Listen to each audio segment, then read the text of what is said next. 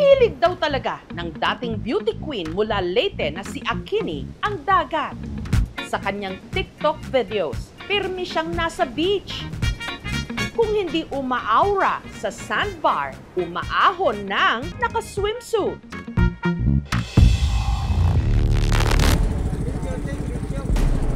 At tila naglaro ang tadhana. Dahil nito lang Miyerkules sa Tacloban City, ang inaakalang si Akini iniahon sa karagatan na wala ng buhay. Nakabalot yung mukha ng tela, tapos naka-duct tape, tapos yung kamay at paa nakatali. Hinala nila, sinadya itong lunurin. May nakatali kasi sa katawan nito na sako na may lamang mga pabigat na bato. Pinunduhan man ito Sino ang may gawa nito? Ano ang kanilang motibo? Nag-question ako, ba't nangyari sa'yo yan? Labi nga ba ito ng dating beauty queen ng Leyte na si Akini Aradaza? Suki na raw talaga ng mga BuCon o beauty contest sa kanilang probinsya si Akini, balingkinitan. At Pinay na Pinay ang ganda. Naging Miss Intramurals sa Valencia National High School. Kaya ganun na lang siya kung ipagmalaki ng kanyang ina na si Vilma. Marami talagang makapansin niya dahil sa mukha niya maganda. Kalaunan, isinantabi ni Akini ang pagsali sa mga beauty pageant. Nung umibig kay Carmel, Tattoo na sa may balakang. Yun yung word na Carmel. pero ang kanilang pagsasama nauwi sa hiwalayan. Mula noon, mag-isang itinaguyod ni Akini ang kanyang mga anak. Nag-focus siya sa family niya, caregiver kasi siya. Dito lang muna sa lugar namin. Plan sana niya mag-abroad para sa future ng mga anak niya. Umaga nitong July 31, normal na araw lang daw yon sa 35 anyos na ngayong si Akini. Pupunta lang daw sana siya sa grocery. Nung dukutin sa tapat pa mismo ng kanilang bahay. Siyempre ako natakot, nagulat sa nangyari. Hindi niya inasahan kasi maraming tao, tapos maliwanag kasi umaga pa. Ayon sa ilang saksi, ang mga lalaki na sakay ng itim na kotse, mga armado. Pinors daw yung ate ko, papasok sa sasakyan. Parang nanglaban pa yung kapatid ko. May dalang mataas na baril. Tinutok niya sa mga tao. Kaya yun, hindi talaga na yung mga tao na tumulong. Tapos humarurot pa puntang city. Ang nangyari kay Akini, ipinagbigay alam ni Patricia sa kanilang ina na si Vilma na nooy nasa Maynila. Na-shock ako sa nangyari. Hindi ko alam kung anong gagawin ko.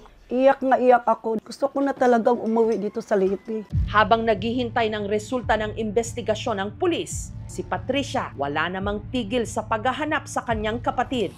Nitong August 3, naglabas pa sila ng panawagan sa social media. Kahit nasa bahay na ako, hindi ako makatulog, kakaisip ba anong nangyari sa kapatid ko. Iniisip baka tinurture na yun, baka pinatay. Natakot ako, baka balikan kami kasi hindi namin kilala yung gumawa. Kinabukasan August 4, natanggap nila ang isang masamang balita. May nag-post na may nakita dong babae sa Tacloban na nakalutang sa dagat. Ang tinutukoy ni Patricia, ang bangkay na nakitang palutang-lutang sa dagat, sakop ng Barangay 99 sa Tacloban City. Ang nakadiskubre nito, ang mangingisdang si Elorde. Nagsabi sa akin na mayroong patay doon. Pinuntahan namin. Hanggang tumambad sa harap nila ang bangkay ng babaeng hubot-hubad. Higot man. Nakita nila ang kalunos-lunos na sitwasyon ng babae. Ang mukha nito nakabalot ng tela at duct tape. May tali rin daw sa liig. Buhangin ba nga linagay sa sako ang pabigat niya. Pero yung isa, lumutang yung isa, lumunod. Umangat siya sa taas at nakikita namin. Agad nila itong ipinagbigay alam sa Police Station 2 sa Tacloban City. Kami po ay agad na pumunta doon sa lugar upang i-validate yung nasabing report. Wala talagang pagkakakilanlan maliban na lamang doon sa mga tattoo sa kanyang katawan. Kinutuban ang mga pulis na baka ang lumutang na bangkay may kaugnayan sa kaso ng dinukot na babae sa Ormoc na una nang ipinanawagan sa social media, si Akini Aradaza. Nag-coordinate po sa amin yung Police Station 2 ng Ormoc City Police Office kasi may na-report din po sa kanila na allegedly may kinidnap na babae. At first, hindi pa ako na-convince talaga na yun yung kapatid ko. Kasi yung description kasi, 16 to 20 years old.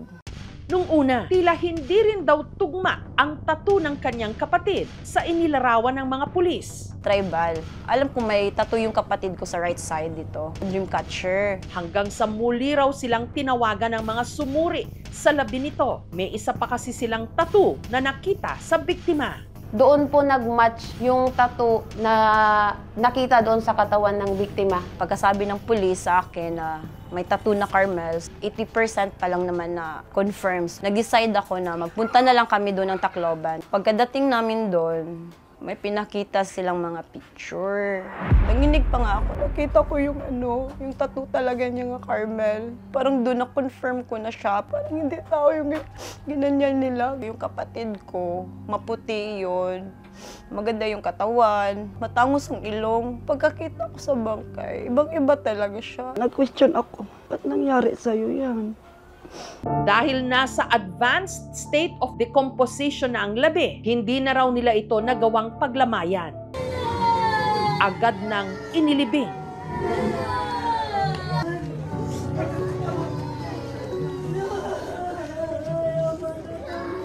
Kakaawa yung mga anak. 3 maliliit pa, umaasa kay Akini. Yung pinakamasakit is hindi na talaga siya mababalik. Hindi ko kaya anak ko makita ng ganyang situation. Mas nauna pa ang anak ko kaysa akin. Nanghihina talaga ako. Kaso lang nakita ko yung mga anak niya. Yan ang nagpaano sa akin. Nagpatibay. Kita ko yung mumukha ng anak niya.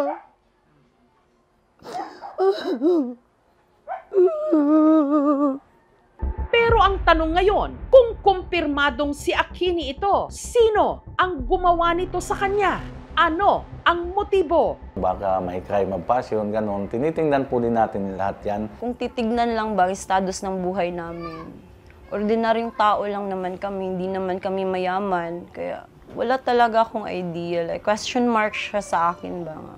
Samantala, nitong Huwebes, lumabas na ang isinagawang autopsy sa mga labi. Nakita po doon na yung cause of death niya is a gunshot wound from the back portion of her head. Sa other body parts, sa katawan mismo ng biktima, hindi kasi siya ma-distinguish if the injuries is nakuha during death or nakuha niya to dahil nasa decomposition stage na nga po siya. Kakasuhan namin yan ng kidnapping. Kung ma-identify po, kakasuhan po natin yan ng murder po. Non-bailable po yun siya. Para naman po sa mga possible eyewitnesses po sa kasong ito, wala naman po tayong dapat ikatakot dahil meron po tayo batas natin na pwede pong mag-protect sa kanila. Siyempre, pag makita mo yung sitwasyon, nakakaawa, maranasan ng isang babae yung karumal-dumal na pagpatay.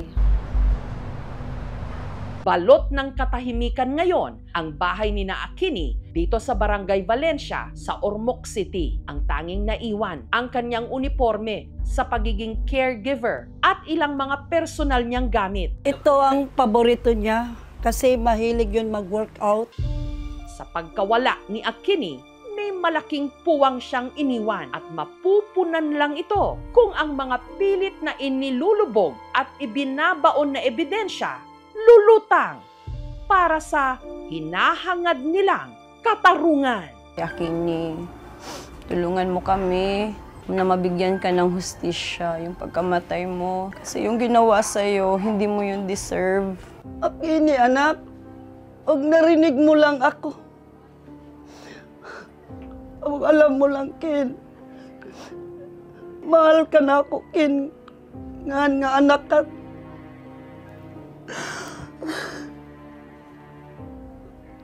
Ang pwede lang yun ibalik ang tanan at Kini. Ang pwede lang yun ibalik. Huwag mariwain lang Akini.